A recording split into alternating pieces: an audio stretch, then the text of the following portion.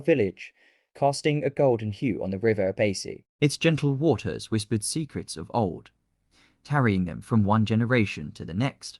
The village was a tapestry of vibrant colors, from the lush green vegetation to the multicolored attire of its inhabitants. Life moved to the rhythm of traditional drums, a heartbeat that resonated through the land. Kima, a young woman of remarkable beauty and grace, stood at the riverbank, lost in thought. Her dark, soulful eyes gazed at the horizon, where the sun kissed the water. She was known throughout Omaha not only for her beauty, but also for her kindness and wisdom.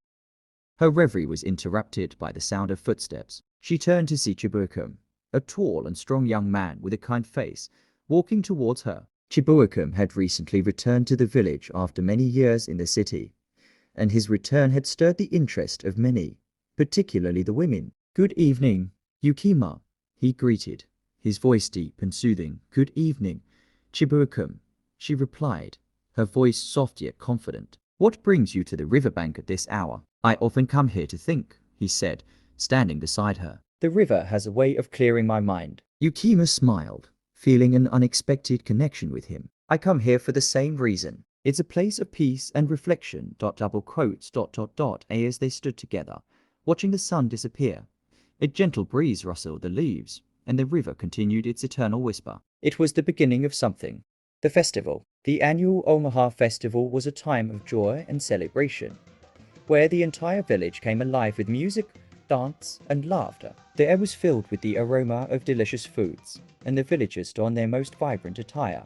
Ucheoma and Chibuakum found themselves drawn together more frequently, their bond growing stronger with each passing day. Their interactions did not go unnoticed by others, particularly Kelechi, Chibuakum's childhood friend, who had always harbored feelings for Ucheoma. He watched them with a mix of jealousy and resignation. Chidibia, Ucheoma's closest friend, noticed the growing closeness between the two and teased her about it. "Ucheoma, I see the way you look at Chibuakum. Your heart is no longer yours alone." Ucheoma laughed, but there was a truth in Chidibia's words that she couldn't deny. "He is different, Chidibia. There is something about him that speaks to my soul." The festival reached its peak with the traditional dance around the bonfire. Ucheoma and Chibuakum danced together, their movements perfectly in sync, their eyes never leaving each other. The villagers watched in awe, sensing the deep connection between them. Not everyone was happy about the budding romance. Olachi, a woman of striking beauty and sharp wit, had set her sights on Chibuakum the moment he returned to Omaha. She saw Ucheoma as a rival and was determined to win Chibuakum's heart.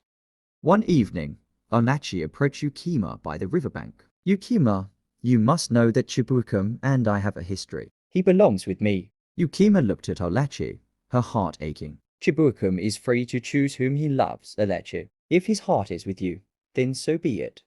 But Olachi's words planted seeds of doubt in Ucheoma's heart. She began to withdraw from Chibuakum, afraid of the pain of losing him. Chibuakum noticed the change and confronted her. "Ucheoma, why are you distancing yourself from me? Have I done something to hurt you?" Ucheoma shook her head, tears welling up in her eyes. "Olachi told me about your past. I don't want to stand in the way of your happiness." Chibuakum took her hands in his. "Ucheoma, my heart has never belonged to anyone as it does to you. Please, don't let fear keep us apart." As the weeks passed, Chibuakum and Ucheoma's love grew stronger, overcoming the challenges that tried to separate them. Olachi, seeing the depth of their bond, eventually stepped aside, realizing that love could not be forced. Kelechi, too, accepted the situation, his jealousy fading as he saw the happiness his friend had found. He found solace in the friendship and support of Ugboku, a kind and understanding woman who had always been there for him. One evening, under the full moon,